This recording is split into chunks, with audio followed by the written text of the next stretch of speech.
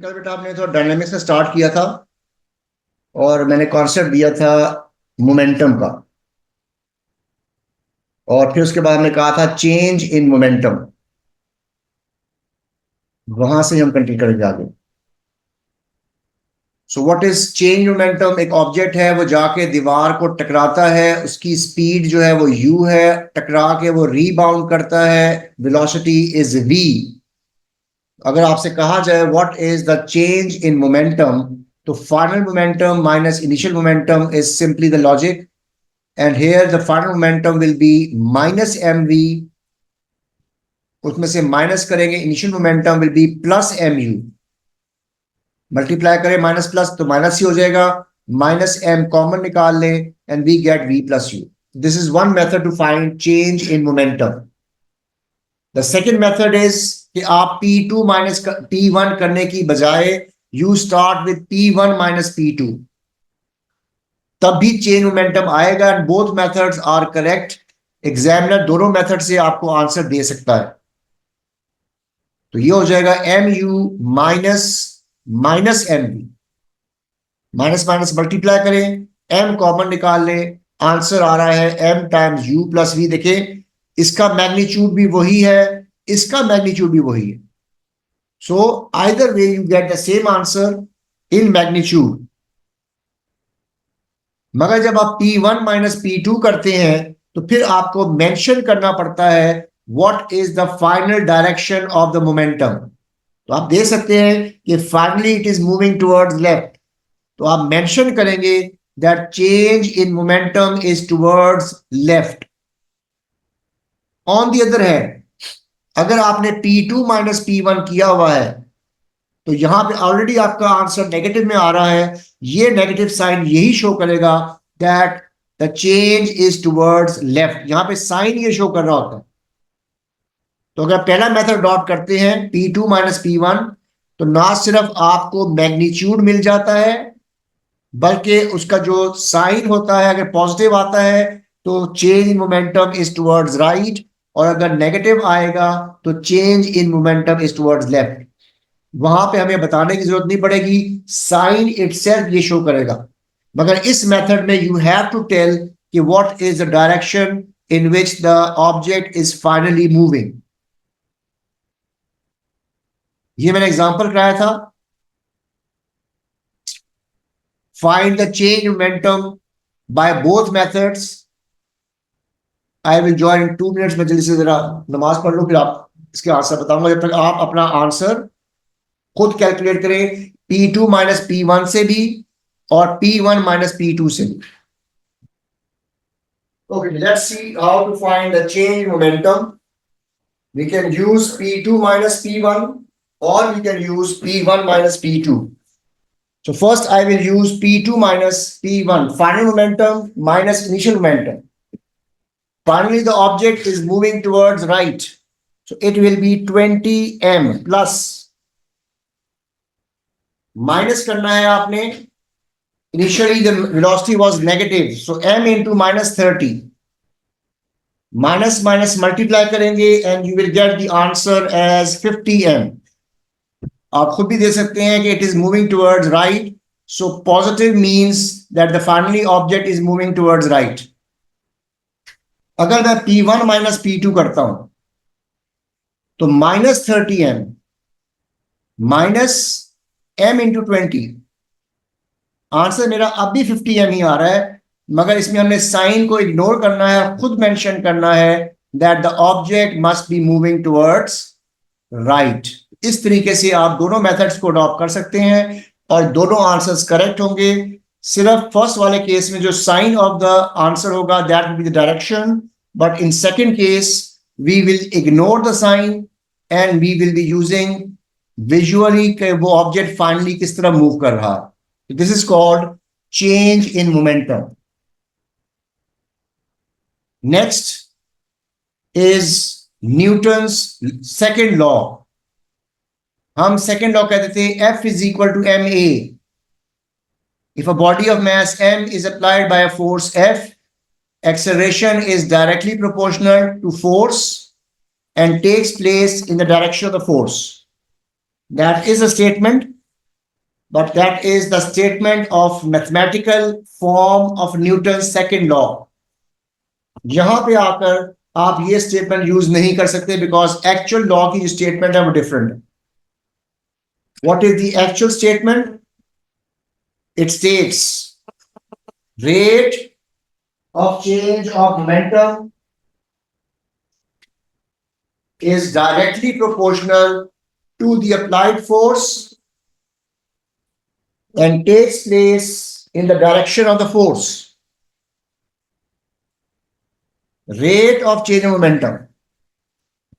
एक ऑब्जेक्ट है, उस पर आपने फोर्स अप्लाई की है. जैसे मैं दिखा रहा हूं कि ऑब्जेक्ट है, उसकी वेलोसिटी जो थी वो u थी. आपने उस पर फोर्स अप्लाई की और t टाइम में वेलोसिटी चेंज कर गई है. Now the velocity is v. तो यहां पे चेंज इन मोमेंटम क्या होगा? mv minus mu. This is your change momentum. कितने टाइम में हुआ है? t टाइम में हुआ है. तो चेंज मोमेंटम को हम टाइम से डिवाइड कर देंगे तो force will be directly proportional to change in momentum over time. That is F is proportional to mv minus mu over t. इसमें से अगर मैं m कॉमन निकाल लूं, I get v minus u over t. V minus u over t is acceleration. So F is proportional to ma.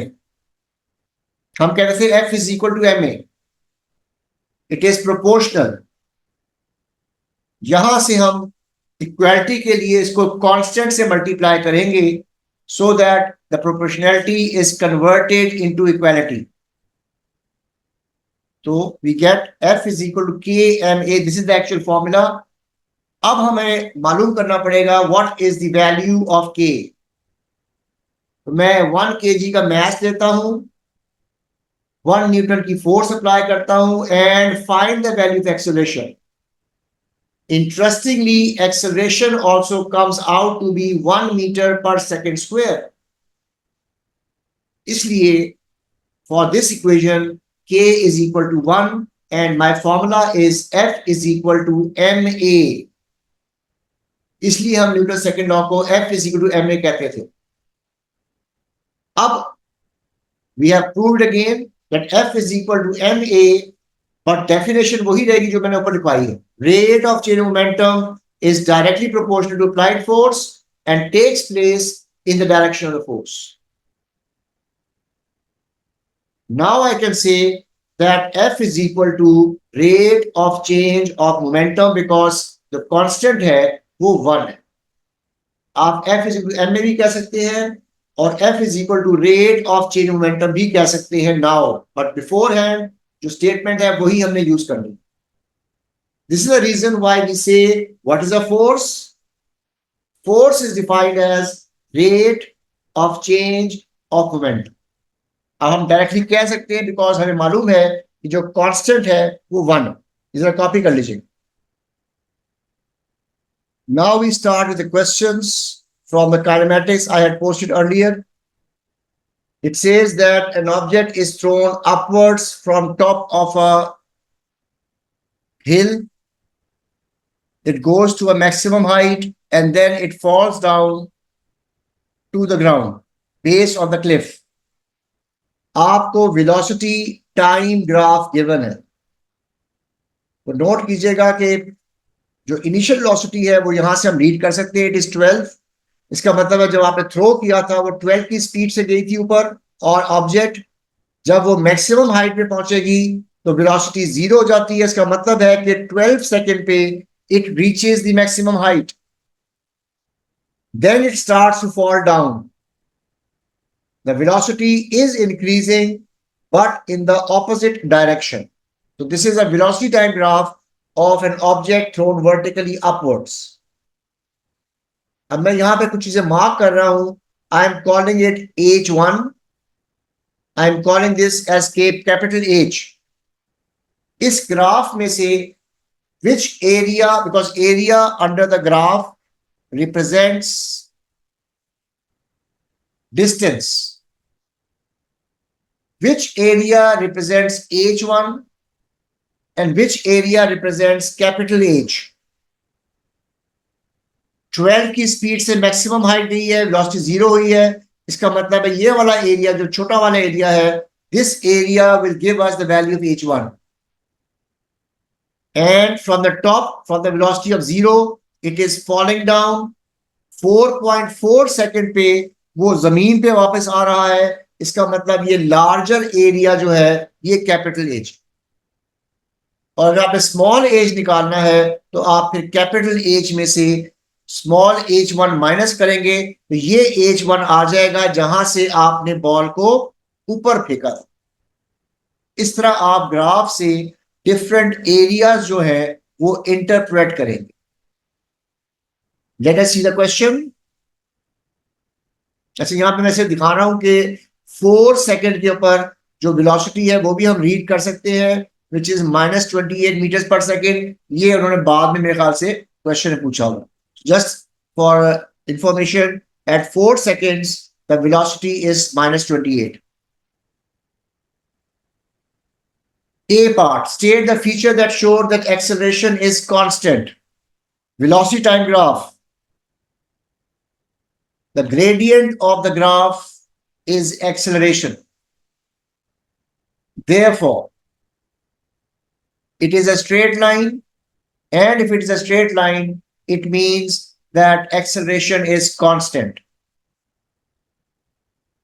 Time to reach maximum height.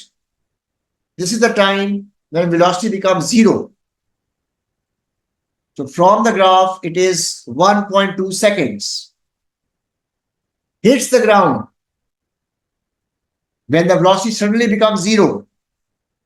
From the graph, it is 4.4 seconds.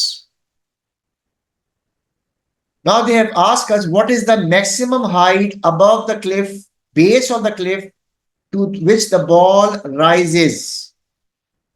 It is capital H. This is the maximum height goes from the base of the cliff. So half base into height.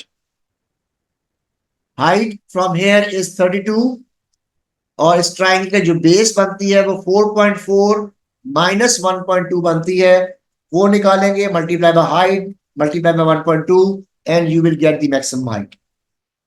उन्होंने small as 1 या as नहीं पूछा, maximum height from the base of the cliff to the top of the ball निकालने को कहा गया है।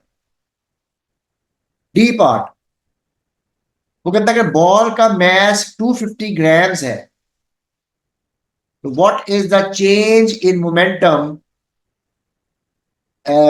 of the ball between time that it leaves the girl's hand and 4 seconds. What is change momentum? mu minus mv। जब फेंक रहे हैं आप मोमेंट और बॉडी को, उसका मोमेंटम क्या था, वो mu हो जाएगा। What is the momentum after 4 seconds? 4 second में जो वेलोसिटी होगी वो निकाल लेंगे आप। तो जब भी चेंज मोमेंटम ऑफ बॉल पूछा जाएगा तो आपने mu माइनस mv ही करना है। यू कौन सा होगा, इनिशियल वेलोसिटी से आपने फेंका था उसको। जब भी इस तरह बॉल का केस आएगा आप M V minus M U भी लगा सकते हैं इफ यू वांट टू। मैंने पहले भी कहा था P2 माइनस P1 भी सही है और P1 माइनस P2 भी सही है। आमतौर पे जब हम बॉल को फेंकते हैं it has a different momentum, after some time there will be different momentum with change of velocity. तो हम इसलिए यहाँ पे प्रेफर करते हैं M U minus M V लगाना। Mass 250 grams. In kilogram, it will be 0.25. Initial velocity was 12 minus final velocity. Velocity is a vector. Vector के साथ से solve करेंगे। Minus 28. Minus minus multiply करके we get the answer as 10 Newton second. अच्छा, यहां पे note कीजिएगा कि हम kg मीटर पर सेकंड ही लगा सकते थे, and if you simplify kg metre per second तो वो न्यूटन सेकंड ही बन जाता है। इसलिए change momentum can be in kg metre per second और न्यूटन सेकंड।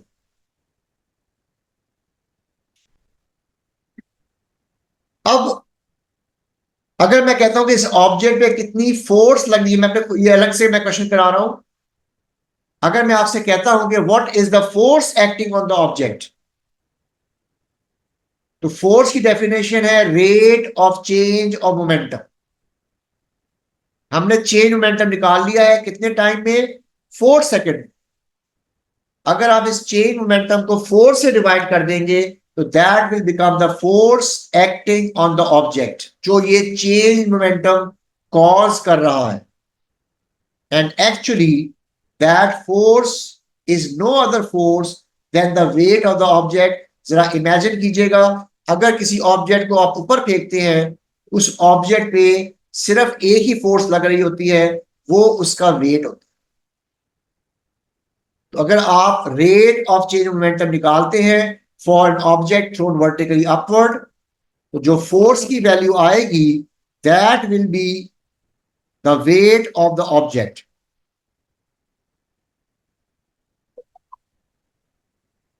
क्लियर? ये थोड़ा सा इसको आपने कॉम्प्रिहेंड करना है। It will be the weight of the object that is acting on the object, जिसकी वजह से वो मोमेंटम में चेंज आ रही।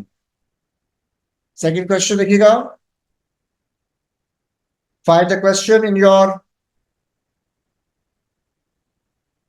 वर्कशीट। अब ये क्वेश्चन क्या है? वो कह रहा है जी ये एक कोई प्लेनेट है मार्स। हमने एक मास लिया है 0.78 kg, is projected almost vertically upwards from the surface of the planet, और उसका वेलोसिटी टाइम ग्राफ है। जैसे कि इससे पिछला ग्राफ भी वेलोसिटी टाइम ग्राफ था, मगर वो अर्थ पे था। ये ग्राफ जो है ये प्लेनेट मार्स का है, वेलोसिटी टाइम ग्राफ। एप्लीकेशन वही होगी इसकी, सेम एप्लीकेशन। वो कहता है जी बताइएगा what is the time to reach maximum height. Total time 4 second है। जब वो मैक्सिमम हाइट पे पहुंचेगा वो टाइम होगा जब आपकी वेलोसिटी 0 होती है। तो 0 वेलोसिटी पे देखिए ये ग्राफ कितने टाइम को कट कर रहा है। From the graph we can read the value of time, it comes out to be 2.4 seconds. अब नोट कीजिएगा कि 2.4 सेकेंड पे ये मैक्सिमम हाइट पे पहुंच रहा है, और 4 सेकेंड पे एकदम से वेलोसिटी 0 हो रही है। बल्कि 4.8 सेकेंड पे वेलोसिटी इसकी जो है मैक्सिमम होनी चाहिए थी, मगर यहां पे एकदम से ये वेलोसिटी 0 हो रही है। इसका मतलब है यहां पे ये रुक गया है। How is it possible? It is something like this, कि आपने ऑब्जेक्ट को हवा में ऊपर फेंका, it goes to a maximum height, but when it is falling down it stops in between. और यही वो कह रहा है, determine the vertical height above the point of projection at which the sphere finally comes to rest on the hill। आपने ये S निकालना है, जो हिल है उसकी हाइट निकालनी है। तो यहां पे जो बड़ा ट्राइंगल है वो कैपिटल H होगा, जो छोटा ट्राइंगल है वो स्मॉल h होगा, और कैपिटल H में से स्मॉल h माइनस करेंगे हम, तो आपके पास हाइट ऑफ द क्लिफ आएगी जहां वो रुक गया। This is your capital H, this is small h, difference will give you the height of the Cliff. यही हमने निकालनी है। Capital H half base into height, minus small h again half base into height. ये 4 है, ये 2.4 है, तो 1.6 बनता है, और यहां से हाइट बन रही है 6, जबकि इसकी हाइट जो है वो 9 बन रही है। I find separately capital H, small h, and their difference will give you the value of S. In this case, it comes out to be 6 meters. Next question, next part. Change in momentum in 3.5 seconds. This is 3.5. 3.5 second पे आप देखिए velocity क्या बनती है। I think it is 4। Change momentum mu minus mv, mass of the sphere was given to us as 0.78, initial velocity is 9, velocity at 3.5 second is 4, with a negative sign. Minus and minus multiply, 9 plus 4 is 13. 13 into 0.78, and you get the answer as 10.14. So this is your change in momentum. Force, rate of change of momentum, divided by time. Time was 3.5 seconds. And you get the value of the force as 2.89. Okay, what is the weight of this affair? Now remember, the force which is causing the change in momentum is actually the weight of the object. That is, the force we have just calculated is no other force but the weight of the object. So this is the only force acting on the object if it is thrown vertically upwards or if it is falling down. Here we will neglect air resistance. तो जो value मैं निकाली है force की वही actual wait. अब आपको wait मालूम हो गया, मास पहले ही मालूम है 0.78. वो कहते हैं जी find the value of acceleration. अगर आपको वेट और मास मालूम हो तो acceleration is equal to weight divided by mass. W is equal to mg. This is one method. The second method will be to find the gradient of the graph. So यहां से हम directly निकाल सकते हैं और we can find out the gradient of the graph. बल्कि मैं add कर रहा हूं, इसको आप डायरेक्टली भी कैलकुलेट कर सकते हैं. G is equal to this, or it is also equal to the gradient of the graph.